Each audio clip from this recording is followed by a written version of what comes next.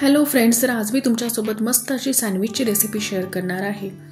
तर हे सँडविच आपण मुलांच्या डब्याला सुद्धा देऊ शकतो आणि संध्याकाळच्या वेळेला जर छोटी मोठी भूक असेल तर त्यासाठी सुद्धा आपण हे सँडविच बनवू शकतो। अगदी कमी साहित्यात बनवून हे तयार होतं। तर चला तर मग सँडविच कसे बनवायचे ते बघूया। तर इथे मी एक टमाटर, एक कांदा आणि एक छोट्या साईजची काकडी इथे घेतलेली आहे। थोडं आपल्याला चीज लागणार आहे, ब्रेड, टोमॅटो केचप आणि यासाठी मी जी स्टफिंग यूज करते ती काल मी पोटॅटो चीज बॉल बनवले होते, तर त्याची स्टफिंग यासाठी यूज करणार आहे।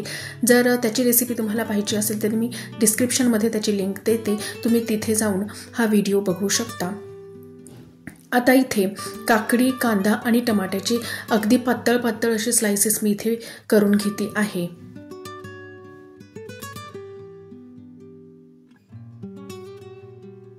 तर काकडीचे स्लाइसेस आपले झालेले आहेत। आता कांद्याचे आपण स्लाइसेस करून घेणार आहोत। आता इथे मी पूर्ण कांदा यूज नाही करत आहे कारण एवढा नाही लागणार आहे, तर राहिलेला कांदा आपण दुसऱ्या कशासाठी तरी यूज करू। आणि टोमॅटो सुद्धा तशाच पद्धतीने मी इथे कट करून घेते आहे। टोमॅटो सुद्धा पूर्ण आपल्याला लागणार नाहीये, तर ते सुद्धा राहिलेलं मी बाजूला ठेवते आहे। आता इथे मी 2 सँडविच बनवते आहे, तर त्यासाठी मी इथे 4 ब्रेड घेतलेले आहेत। हे मोठ्या साईजचे ब्रेड आहेत। आता याच्यावरती केचप आपण पसरवून घेणार आहोत। हे तुम्ही तुमच्या आवडीनुसार किती लावायचं ते बघू शकता।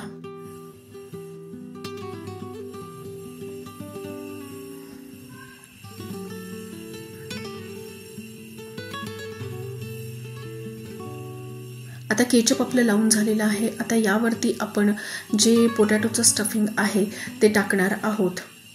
आता हे व्यवस्थित आपण पसरवून घ्यायचं आहे आणि हे थोडं जास्तीच प्रमाणात मी स्टफिंग यामध्ये लावते आहे। तर बघा, असं चमच्याच्या साहाय्याने व्यवस्थित पसरवून घ्यायचं।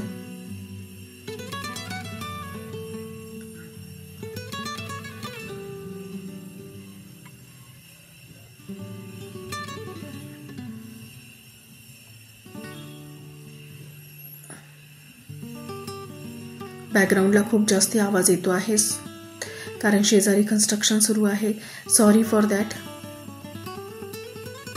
आता यावरती आपण हे जे स्लाइसेस करून ठेवलेले आहे कांदा, टमाटर आणि काकडीचे, ते आपण टाकणार आहोत। याच्यावरती व्यवस्थित त्याची टॉपिंग करून घ्यायची। अगदी हेल्दी असं स्नॅक्स आहे हे, मुलांच्या टिफिनसाठी अगदी बेस्ट असं ऑप्शन आहे। आता इथे मी चीज क्यूब्स करून ठेवलेले आहे, तर ते क्यूब्स मी आता किसणीने किसून यावरती टाकते आहे।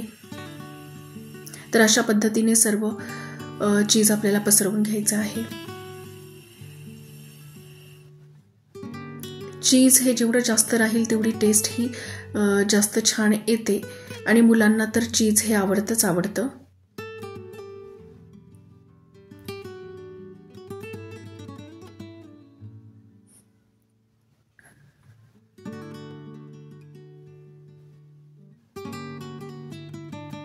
तर चला, आपले चीजही पसरून झालेले आहे। आता आपण हे सँडविच पॅनवरती बटर लावून अगदी व्यवस्थित असं फ्राय करून घेणार आहोत। आता तुमच्याकडे जर सँडविच मेकर असेल तर तुम्ही सँडविच मेकरचा यूज करू शकता, पण माझ्याकडे नाहीये, त्याच्यामुळे मी पॅनवरतीच हे शेकून घेते आहे। आता इथे तुम्ही तुपाचा वापर सुद्धा करू शकता। छान असं दोन्ही साइडनी आपल्याला सँडविच भाजून घ्यायचं आहे, म्हणजे आपण जे चीज मध्ये टाकलेलं आहे ते व्यवस्थित असं मेल्ट झालं पाहिजे। आणि हे मीडियम फ्लेमवरतीच मी शेकून घेते आहे। बघा, आपलं एक सँडविच रेडी आहे। आता दुसरं सुद्धा आपण बटर लावून तशाच पद्धतीने शेकून घेणार आहोत।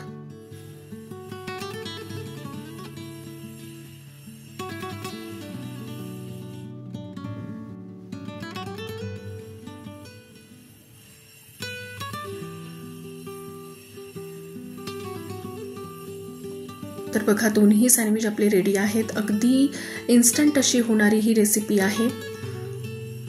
हे बघा किती छान असं चीजी आपलं सँडविच बनलेलं आहे.